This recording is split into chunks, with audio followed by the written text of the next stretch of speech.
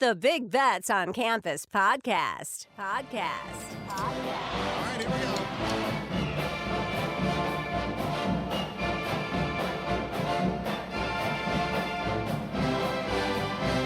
go. Welcome back to the new BCS as part of the Big Bets on Campus podcast. I'm Stuckey, and joining me today are the two other members of the new BCS, Brett McMurphy and Colin Wilson. Brett joining us via phone, still without wireless, I assume, Brett, or are you traveling?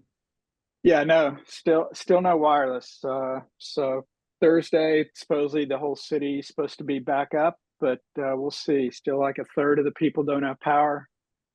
I've got power, just no wireless. So it's a lot better than most people. You might have sources, but you don't have much power. Brett, were you spared from major damage, and how did everything go? You doing okay? Yeah, actually, yeah, we lucked out. We're fine. A lot of tree damages, which is minuscule, nothing to the house. Unfortunately for some people I know that live in different part of town that were flooded by the last one, I know people don't want to hear all this, so I'll sum it up like this. This is the most amazing thing that I took from this whole thing.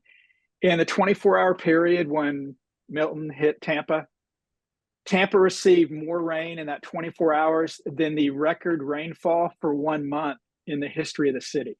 Wow. So the flooding is not necessarily from the Gulf, it's from the rain, fresh water from the rainfall. And so that's really added to, all the issues we had from the last one, which wasn't even close to Tampa. So a lot of folks are dealing with that. That's insane. More than the record month? More than a record month, yeah, in 24 hours.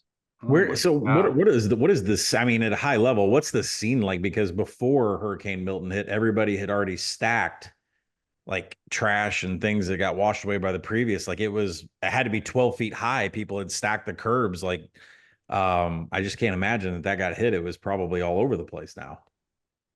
Yeah, Colin, that was the big concern. And they, credit, whoever's in charge, the governor, the state, the federal, whoever in the political statement, but whoever was in charge, that there were tons of like dump trucks coming through the city and loading that stuff up, came from out of state, because the biggest fear was when the hurricane came through, you're going to have all this stuff all this debris blowing around.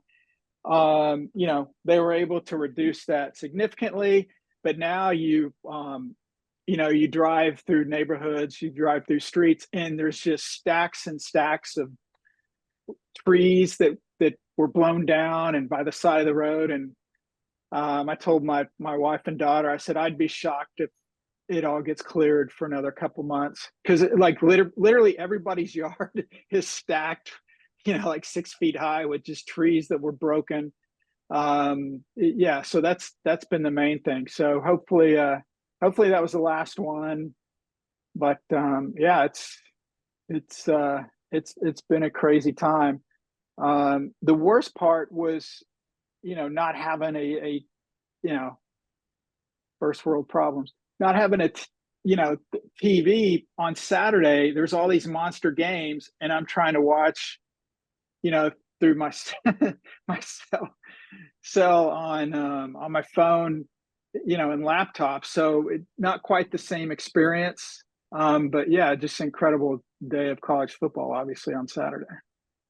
Well, the 1 week the disaster of Oklahoma State isn't on, you don't have a TV, which maybe made things even worse. You heard about Gundy, right? What about him? Well, I'm not reporting he's taking the Tulsa job. I saw your tweet. In the off week, he was headbutted by one of his cattle, and he suffered a bloody eye. I put the audio of his interview on my Twitter at Brett_McMurphy. So yeah, he did. He had his press conference on Monday. He actually did it by Zoom, like I'm doing it over the phone with no video, because he didn't think it would look very pleasing with him having a bloody eye for everyone that wants to see his pretty face. So Gundy, I'm sure ESPN or somebody report he's a game time decision. with a bloody eye, concussion protocol after getting headbutted by one of his cattle on his ranch over the weekend. Well, fortunately for him, Oklahoma State's on the road on Friday, so he won't get mooed off the field. All right, sorry, I had to do that. Gundy and Whittingham trying to be the grittiest coaches in all of college football. And yeah, our boy Cam Rising, out indefinitely. Well, we'll get to some injuries in a minute. For if you're new here or if you're watching on YouTube, make sure you hit that subscribe and like button. Really helps us grow our new BBOC YouTube channel. Appreciate that.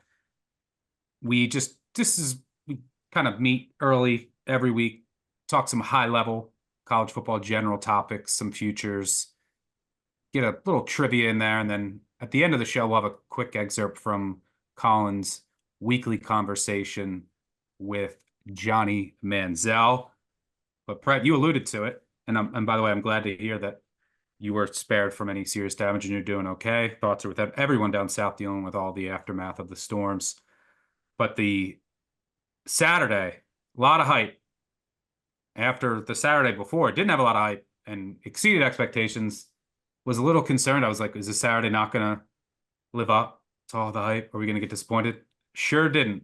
It was an amazing day from start to finish. Even with there was an underwhelming noon slate, and then you have Alabama getting a serious scare by South Carolina. I went all the way till 3 a.m. I mean, Boise State was only up, I think, like 4 in the fourth quarter against Hawaii. It was an amazing day, but wanted to get your just quick takeaway or biggest takeaway from the weekend, or you can take it one notch higher level and go for the full season. But I'll say that we came into this season and we talked about, everything's through the lens of the college football playoff now, and rightfully so. But we talked about, okay, how many teams could the SEC get in?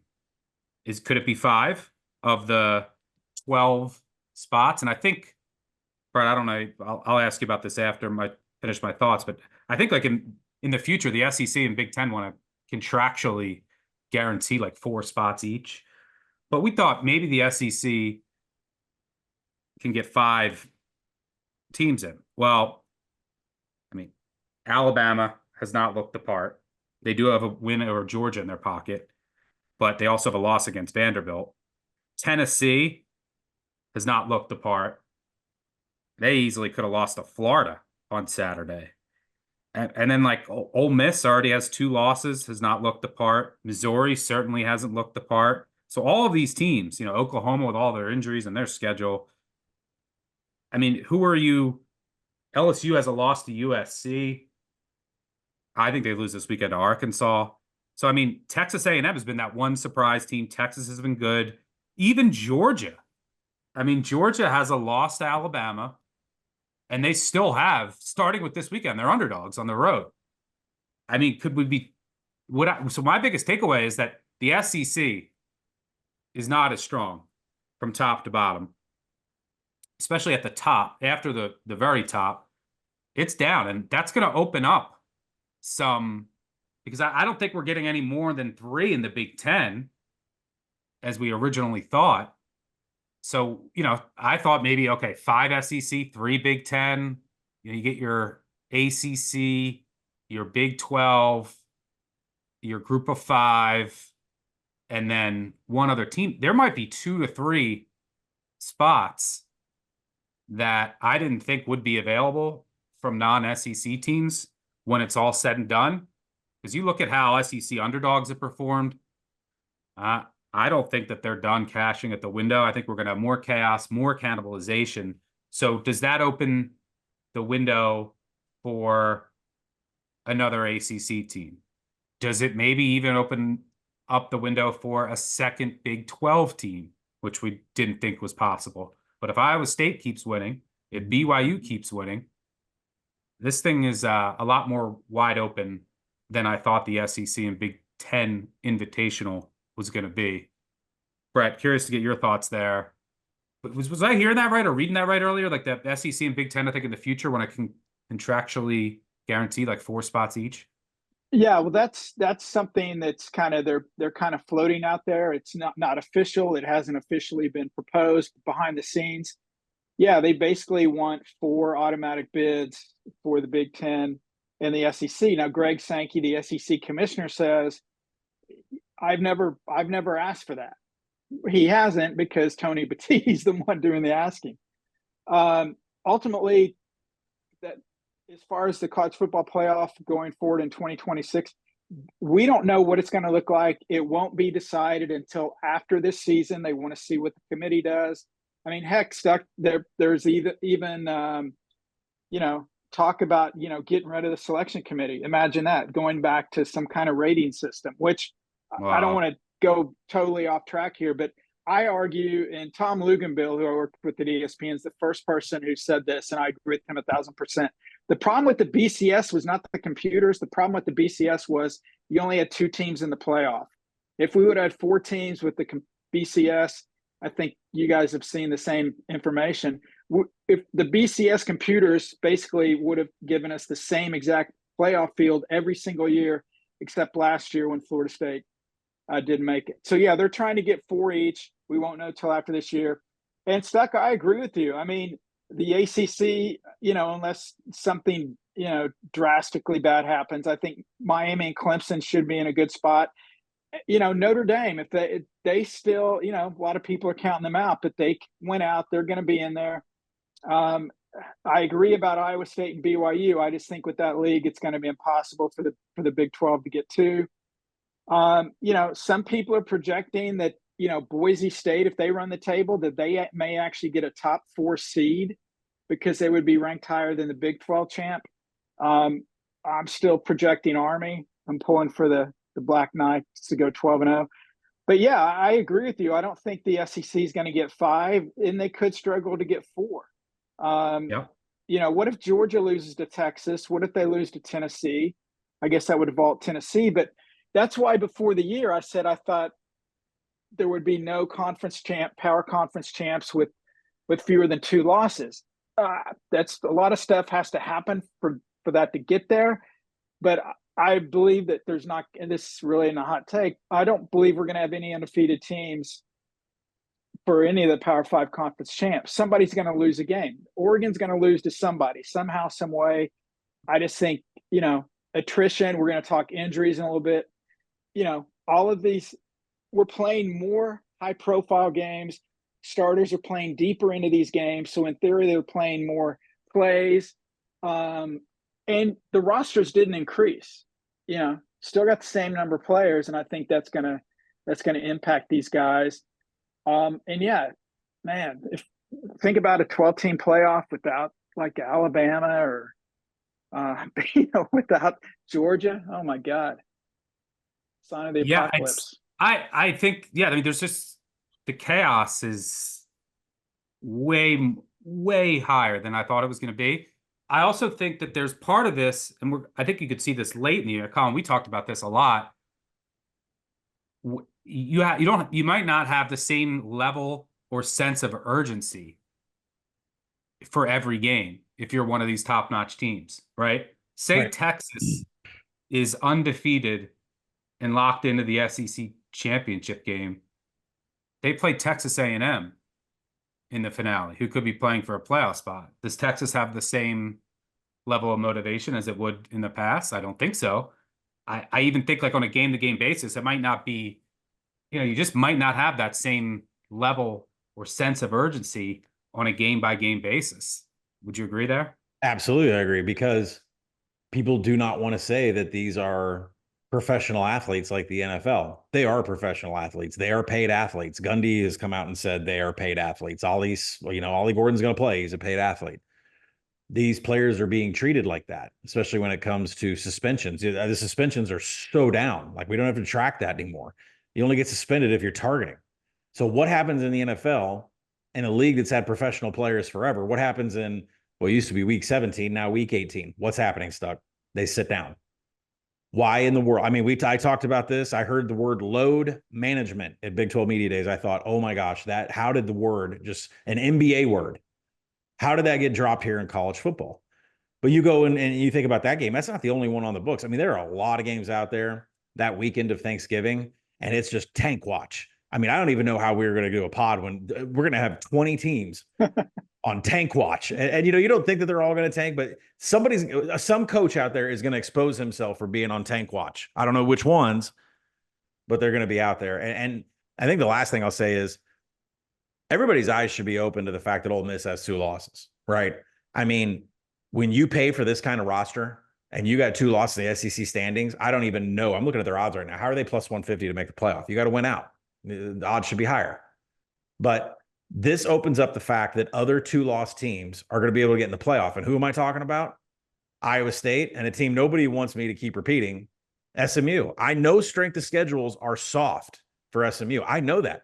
But at the end of the day, like Brett said, this is a human pick. This isn't a poll pick. And that means a 2-loss ACC team like SMU is definitely in the conversation. Colin's back on his SMU bullshit. Hey, real quick. Lincoln Riley at ticket Big Ten Media Day, I asked him specifically about resting players in the last week of the season. Look, SC's not going to be in the playoff. They'd have to run the table, and still it may be tough. But he actually said, yeah, that's actually something that they were looking into over the summer. How to, talk about load management. If you're undefeated Texas, although your last game's against A&M, could you potentially bench some starters to rest up for the playoff? I think that's a very real possibility. The prime example we talked about in the preseason pod was Utah and UCF. My condolences for folks with those tickets. So that game's not going to matter as far as the Big 12 title game. But yeah, I think we'll see coaches rest play. I think they're going to disguise it much better than the NFL. The way they are so cryptic with injuries, which we see every week. They'll come up with somebody's got a bad hammy and can't play when, if they didn't have a bye locked into the playoff, I'm sure they'd be out there. Brett, completely agree there. Did you have any key takeaway from the weekend or from the season that you wanted to throw in the ring? Kind of just what I mentioned a little bit before is I think, because of these bloated conferences and these made for TV games, that people are just going to beat the hell out of each other. And there's going to be lasting repercussions for that. I mean, you look at last week, we didn't have the carnage of the week before. Wait, shared money, pick the extra point on the road as a 2-touchdown underdog with a chance to win. But that was Billy Napier. So Tennessee should have lost that game. Alabama could have easily lost. Alabama should have lost. State probably should have lost. Maybe they shouldn't have, but they could have. Very weird time management at the end of that game to send it into OT. So we came very close to almost the same amount of carnage, if not for some questionable coaching decisions. So, Stuck, my takeaway is I think that's the norm going forward. That's not going to be the exception, which is great for college football. And I agree with you. I like Arkansas this week against LSU. You've got to be flat coming off that. There's no way. And Collins Hogs are in a good spot. Agree. I've been wanting to bet it all day, and now you guys. I've got to get it in. So, time. Go ahead. Stuck 5 wins. 5 wins. 1 short of the neck brace. Stuck 5 wins. Woo. As long as I keep cashing my Arkansas dog bets, I'll happily wear it. Colin, did you want to add anything for a key takeaway from Saturday? Or I think I'll just, it hasn't been mentioned since the preseason. The number for Ohio State to miss the playoff was so large and outrageous. I didn't understand why the price to make the playoff was 3 times as much as Oregon. I said, these are the same teams. They should be power rated the same. They should have the same price to make the playoff. I'm not saying Ohio State's going to miss the playoff, but this season isn't over. I mean, there's still Penn State, Indiana, the juicy spot. And I don't know if I should even mention Michigan, but I mean there's potholes in the schedule for Ohio State. Michigan. Listen, is Will Howard winning the national title? No, we said that in the summer. Will Howard's not winning the national title. Brett's favorite future of the year on our preseason show is Oregon to make the playoffs. It looks like I picked them to win the national title. Hey, Missouri should learn how to sandbag from Oregon, because Oregon sandbag. Yes. And Colin, you nailed it. I heard you guys on the pod Thursday or Friday about Oregon doing all these things they haven't done all year. They'll do it. You nailed it, man. Gabriel looked like a totally different player than he had the first half of the season. And Stack, I'll give you your love too. I was picking up debris in my backyard. I was listening to the Iowa-Washington game on the radio, and you freaking called that game perfectly. Like, everything you said about advantages for Iowa were disadvantages for Washington, and sure enough, Washington gets a field goal block. Iowa's downing punts at the 2, turnovers. I mean, so kudos to you two guys on those 2 specific games. But I did pick Oregon to win the national title. I'll say this before we move on. Dan Lanning 2 years ago lost Bo Nix to injury, and it ruined their chances of making any rumbling in the postseason. He learned his lesson last year. Will Stein kept a whole bunch of stuff off track. They didn't show anything until they got to the Pac-12 championship. And Dan Lanning is the biggest gambler in the world. I mean, that guy went for 4th and 3 on his own 30 one time. And so let's just put it this way. Next year, when Oregon schedule, whoever they play, we get through the first 4 games of the season, we're all wondering about Oregon and what's going on, and you see an average depth of target about 4 yards on the quarterback. They're not showing anything. And this has become a Dan Lanning thing 2 years in a row. Brett, I'm curious. Thank you for the love. I don't get many things right, but that Iowa game, yeah, Caleb Johnson had some explosive runs, which I thought was going to happen. And Grady Gross, even when he makes field goals, he misses them.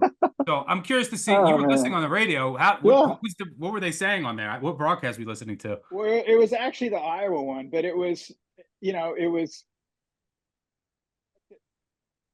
I saw, we had him against Washington against Rutgers, and so, Washington drives down first drive, and I'm like, oh man, what in the hell is Stuckey talking about? And then first field goal blocked, and then it's just like dominated. I mean, they were just the one thing which I don't want to rip the announcers. It was the Iowa broadcast, but because I saw you tweet about it, Stuck.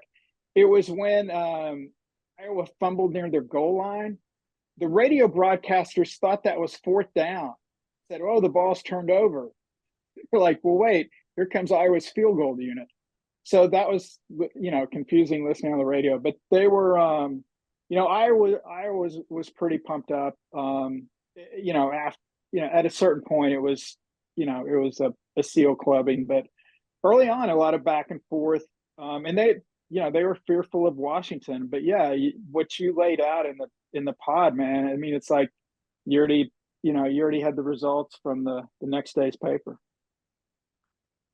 Appreciate that. But let's move on to some futures talk. See if there's any futures worth betting. Let me see. I'm going to go down. The college football playoff, there wasn't enough carnage, or I think maybe Alabama to miss the college football playoff is a good bet, but plus 275 out there, I think. I think what do we say? They're probably going to, their schedule isn't terribly difficult. I mean, but they could easily lose this week. So if they do, you want to get ahead of that. So if you like Tennessee, I would bet Alabama to not make the college football playoff. Alabama's schedule, this is a huge, Colin, I know you have futures on Alabama. Mm-hmm. This is a huge game. Swing game for both. It's like you could argue because, maybe Alabama get in with 9 wins, but the fact that they have a lot, if Vandy keeps winning, maybe that's like a good loss at the end of the year. But they still have to go to LSU. But the rest of their schedule is pretty easy. So I think if Alabama wins this game, they're going to the college football playoff. Yeah. If they don't, it gets dicey. Missouri looks better, easier. Oklahoma looks easier. Auburn is at home at least. So,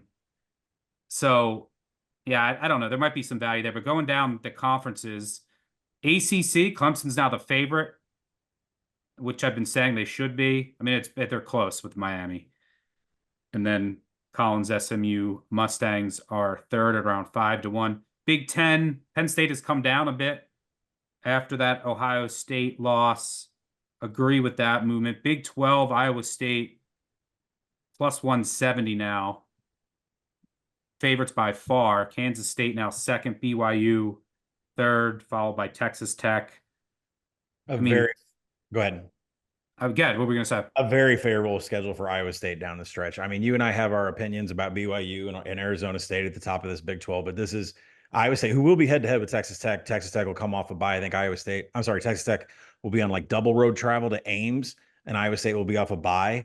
So, I mean, if we're looking at this schedule for Iowa State is extremely favorable for the Big 12. I know it's plus 170, but how many games they're going to have to lose to get into that championship game? I just don't see it. You're going to Kansas playing Arrowhead. That's not a road game. There's a lot of schedule perks here for Iowa State down the stretch.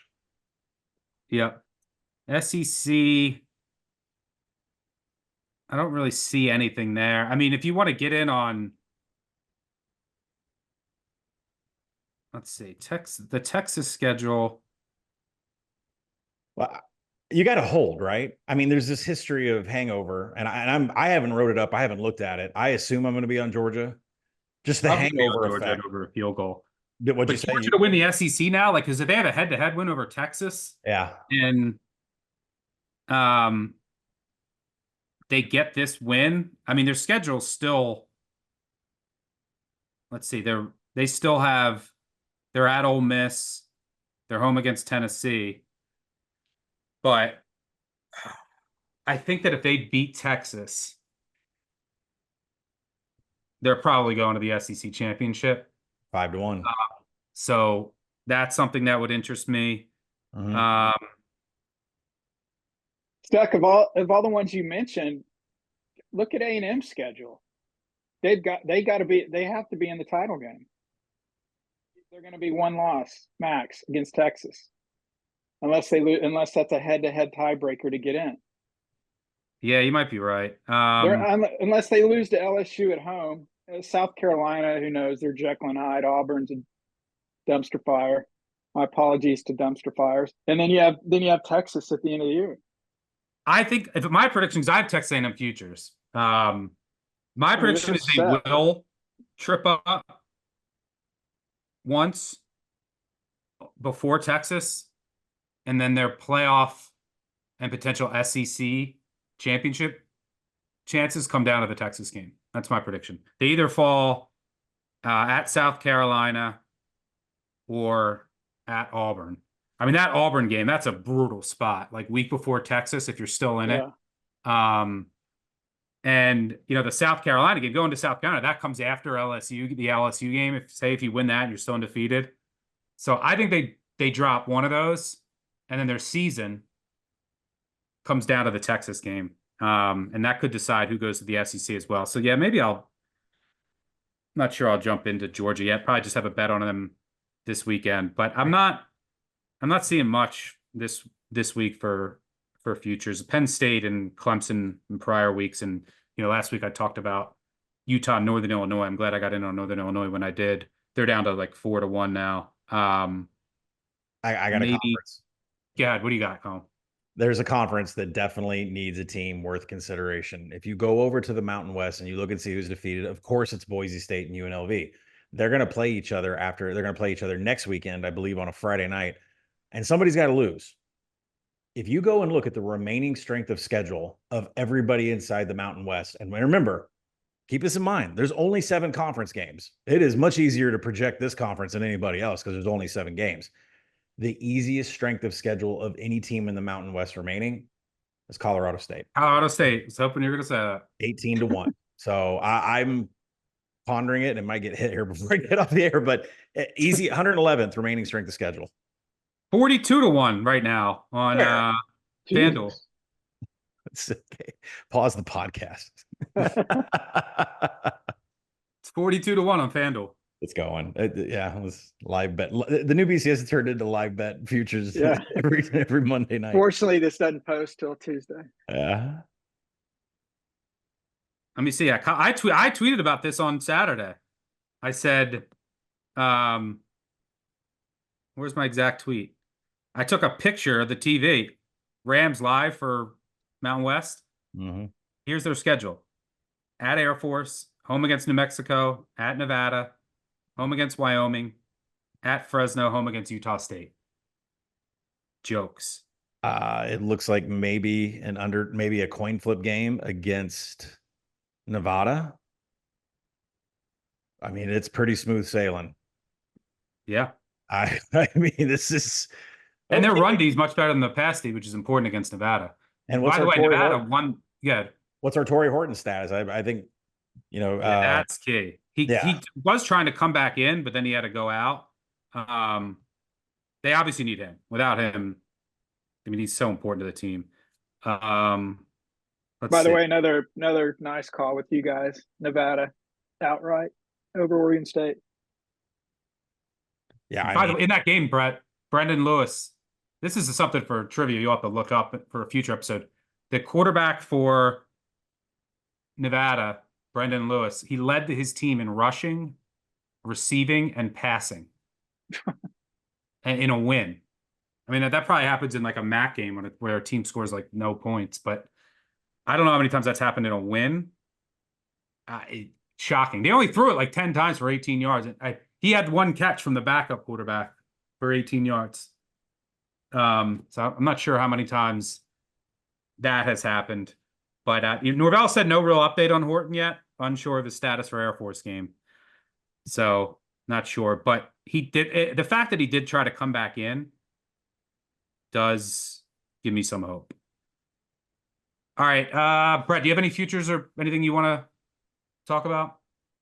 No, not really. I just I agree with what Colin said about the Mountain West, and we kind of talked about that early on. Is with only 7 conference games, once you lose that head-to-head, you only have 5 games left, basically, to gain 2 games on that team. So, yeah, I mean, Colorado State looks. Colin, I thought you were going to go with San Diego State since they're tied for the conference lead right now. But yeah, I definitely agree with that. Key injury. I mean, for everybody out there listening, going out to get these numbers, like Boise State, UNLV are elite. All right. I mean, things have to happen here for Colorado State, but if the passing game is on point, they can try to keep up scoring with UNLV. They can try to keep up with Genty, but the defense can't handle either of those offenses. So we need some help. But at 42-1, holy cow. Yeah, don't mind that bet at all. That's a good spot. I also stuck Keenan Reynolds for Navy, 2015. Led the Mid-East in rushing, receiving, and passing. Wow. In a win against Pitt in a bowl game. You know who also might have done it? That's a great reference. Lynn Bowden. Yeah. Kentucky. He might have done it, but Reynolds, that's a great poll. Couple injuries worth noting, by the way. Benjamin Morrison for Notre Dame, their star cornerback, probably a first-round draft pick. He's out for the year. One of their other corners is sitting out the transfer. They're going to be relying on a true freshman now. That's a big loss. Graham Mertz done with a torn ACL. It's DJ Lagway time. Keenan Peely's out for the year with an ACL. And Cam Rising.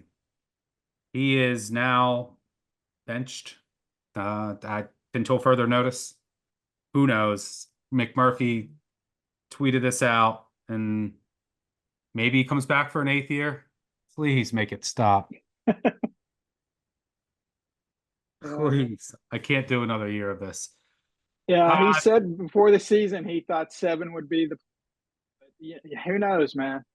I mean, you could tell, like, they should have pulled him. It was so, like, his knee, whatever it was, right off the bat. Like, He was a statue back there. Yep. An absolute statue.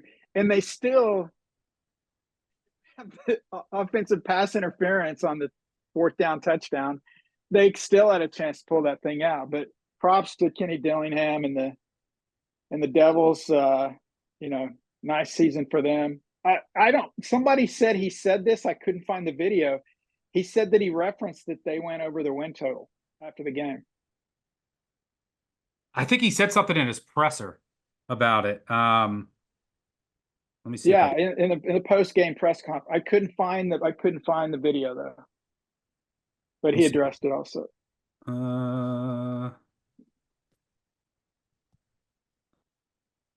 I found it. He said,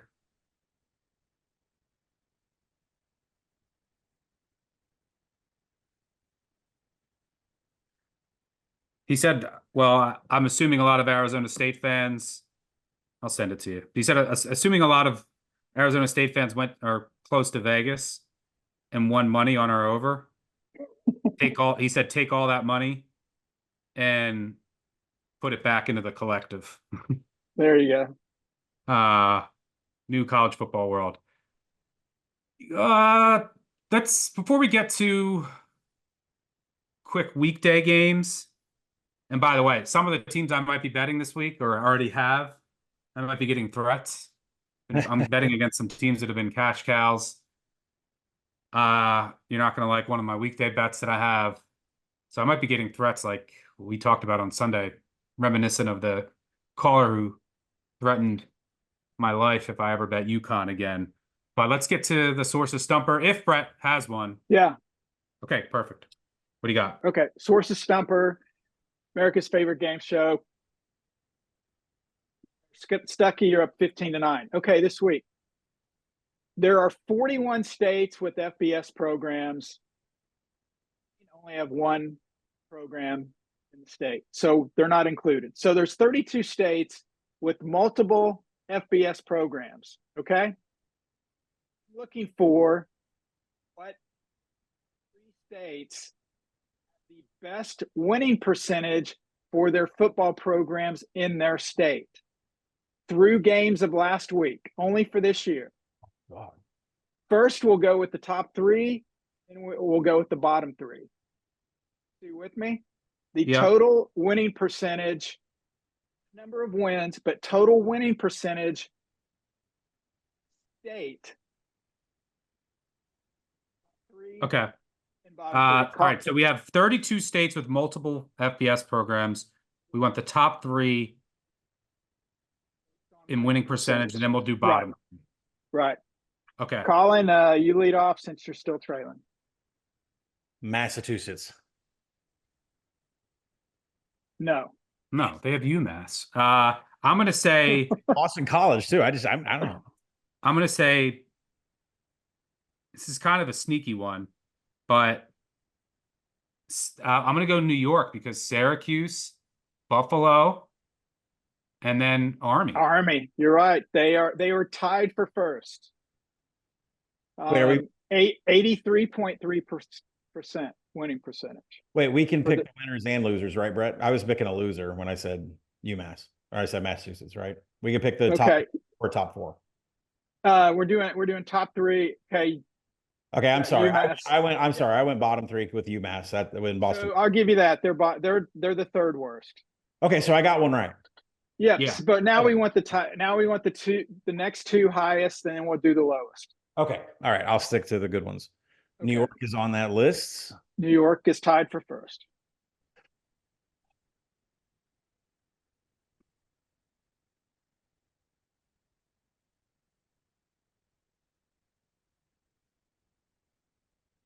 Pennsylvania. Close, man. They are 5th. I was going to say Pennsylvania too, because the Temple probably drags that all the way down. Yes. Temple docked them. They're 72%. Damn. So they are 5th. 6th best state. Stuck? I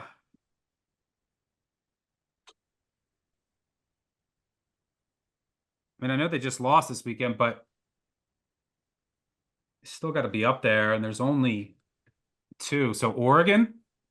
Stuck, you got them. Oregon and New York, 83.3 winning percentage. New York schools 15-3, Oregon 10-2. Colin, we got one state, the number 3 state left for best winning percentage.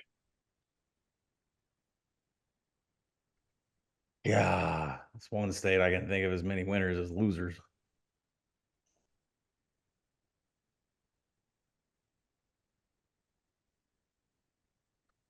Let me.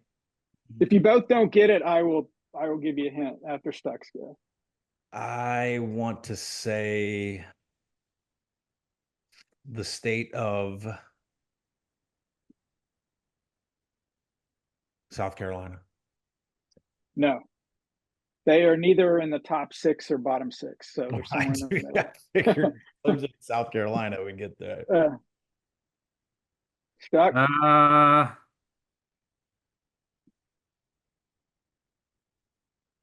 I mean, Coastal's been okay. South Carolina's been decent, and Clemson. South Carolina. Right? Colin, didn't you just guess that? I did. Does he get? Oh, sorry. Does he get donked a turn there? No. You should lose a point. Yeah. Let me go Virginia. Virginia is not in the top 6 or bottom 6. Okay, here's your hint. All of the schools in this state, one of the 4 power conferences. You cut out. All the schools in the state, what? All of the schools in the state, one of the 4 are in the 4 power or among the power conference schools. Oh, thank God. That keeps me from just going to say this because now we're not going to guess it, but it keeps me from Texas, who's got UTEP. So let's just chuck that out. All right, let's see here. Yeah, that was making me nervous.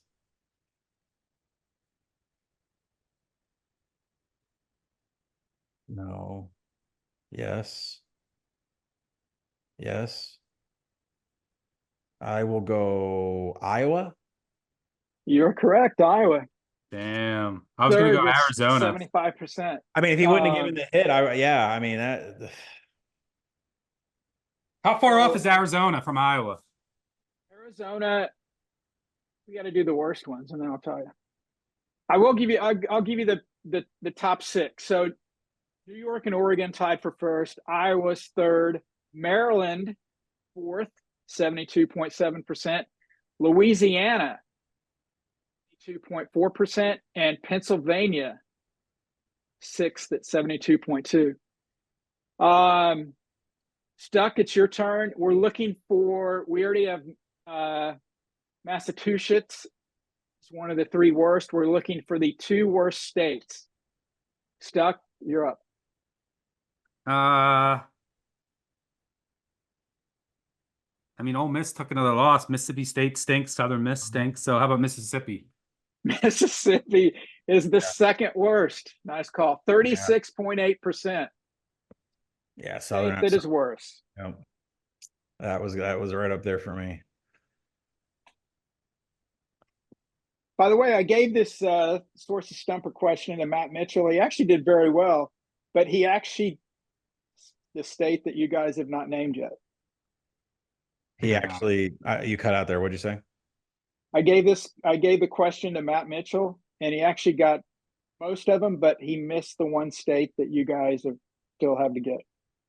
I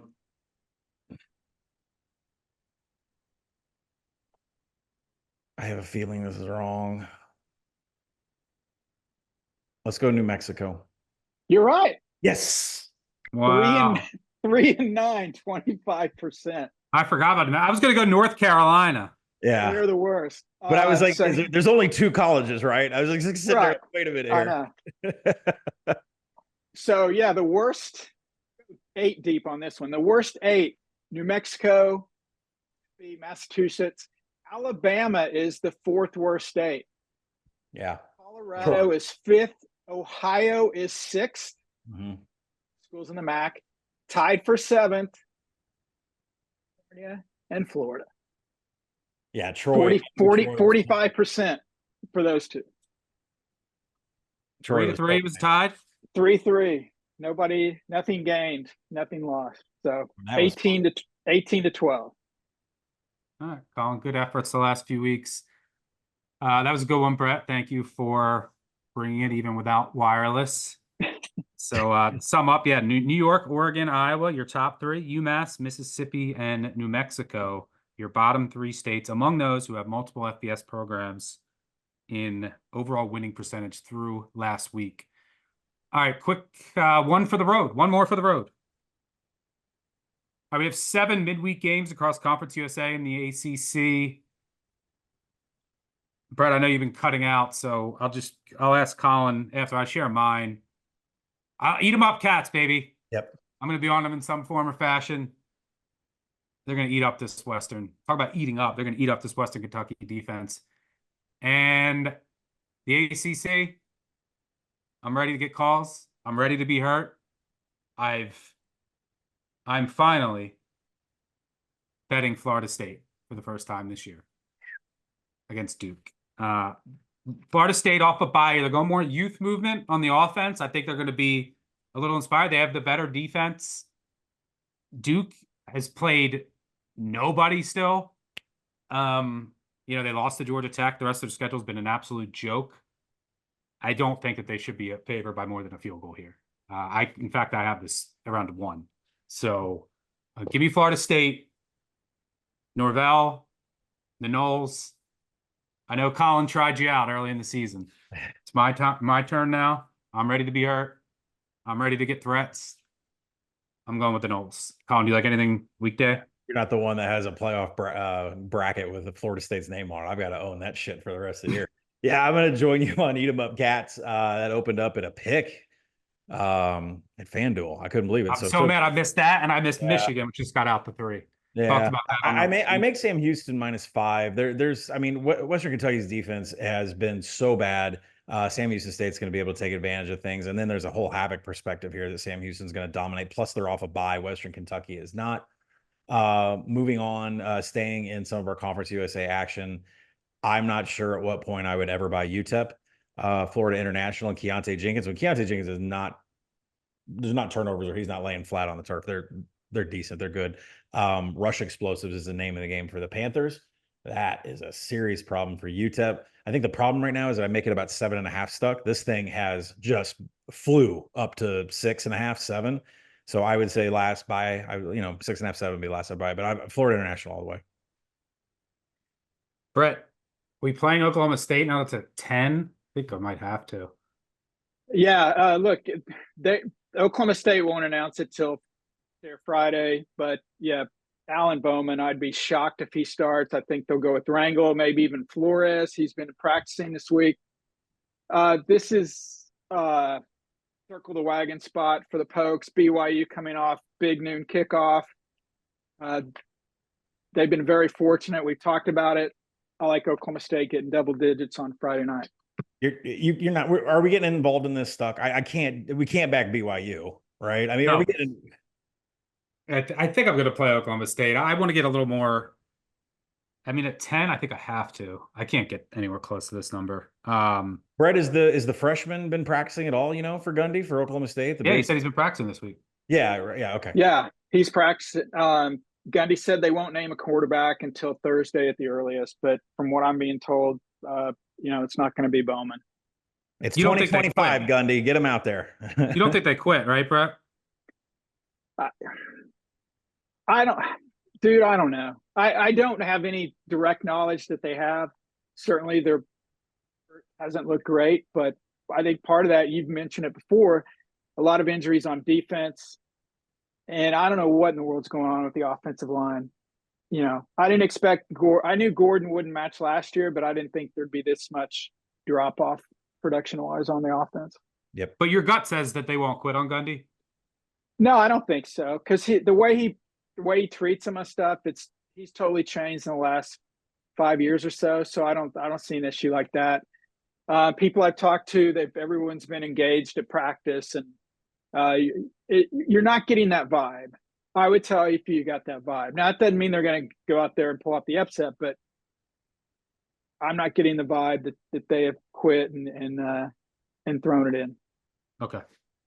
Perfect. All right. That'll do it Famous for last words. Yep. Lose by 40 now. Thanks to Brett and Colin for joining me. Thanks to our producer on the back end. Before we do get out of here, though, at the end of today's episode, we have a special treat. A longtime listener named Connor has submitted a very short song about Iowa football. We certainly appreciate it, so we'll let Connor's song play us out. So be sure to stick around for that. If you want to insert this also after Brett was talking about Iowa. Oh, speaking of Iowa, at the end of today's episode, we have a special treat. A longtime listener named Connor submitted a very short song about Iowa football. We certainly appreciate it. So we'll let Connor's song play us out. So be sure to stick around to the end of the episode for that. All right, that'll do it for us. Make sure you tune into the Group of Five guys who will be back to cover the B Group of 5, midweek. Colin, I'll be back Thursday. Live show 10:30 a.m. Eastern on Saturday. Make sure you hit that subscribe button. Subscribe, unsubscribe, wherever you listen to podcasts. Hit that subscribe button on our YouTube channel. Leave a review, 5-star review. You can say whatever. And we'll do giveaways probably later this week, early next week. Thanks for tuning in. It's time for us to go find some more winners. We'll catch you all later in the week. Cheers. Here's the thing, we started out friends. It was cool, your dad was Kirk Ferentz. Yeah, since you've been gone. And all we'd ever hear you say, we have to do the same things better. That's all we'd ever hear you say.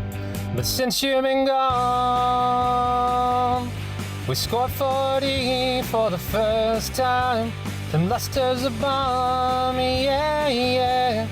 Tell your mom that your dad won't return your calls since you've been gone.